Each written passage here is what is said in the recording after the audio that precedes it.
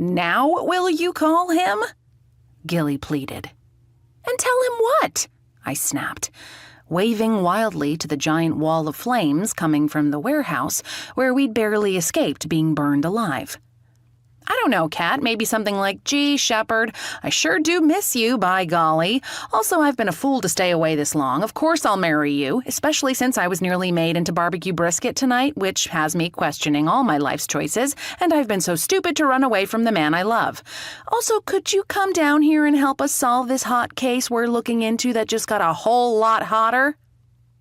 I scowled at him and adopted a droll tone. Wow, that sounds just like something I'd say. Cat, Gilley said, sighing dramatically. I'm serious. Of that I'm sure, my friend. Gilley glared at me. I glared back. We need his help, he said. Do we, though? Yes, Cat, we do. Plus, you could lose him over what happened at the airport. This could be your one chance to repair the damage. My stomach muscles clenched. He was right.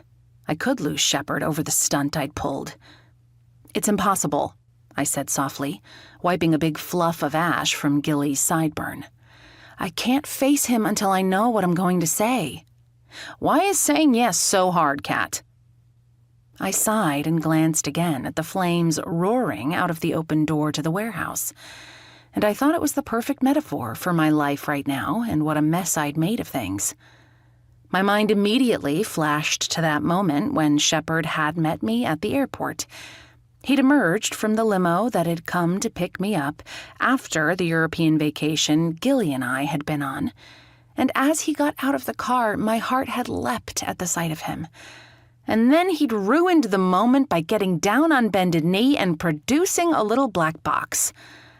The same little black box that I'd discovered just before embarking on that very same vacation, and the reason why I'd avoided talking to him for much of our trip. So I hadn't told him about Stuart Jacobs, the fabulously talented designer whom Gilley and I had met on our first day in Paris, and how, when Stuart had caught Gilley's eye, they had gravitated toward each other like two fireflies on a dark night and had been nearly inseparable since.